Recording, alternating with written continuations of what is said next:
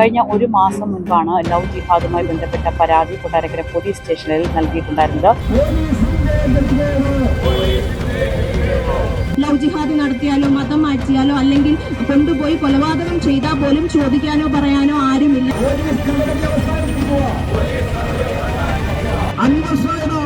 പരിശോധിക്കാനാണ് അവന്റെ അളവുകൾ ഞങ്ങളെ കൊണ്ട് പരിശോധിപ്പിക്കുന്ന പോലീസ്.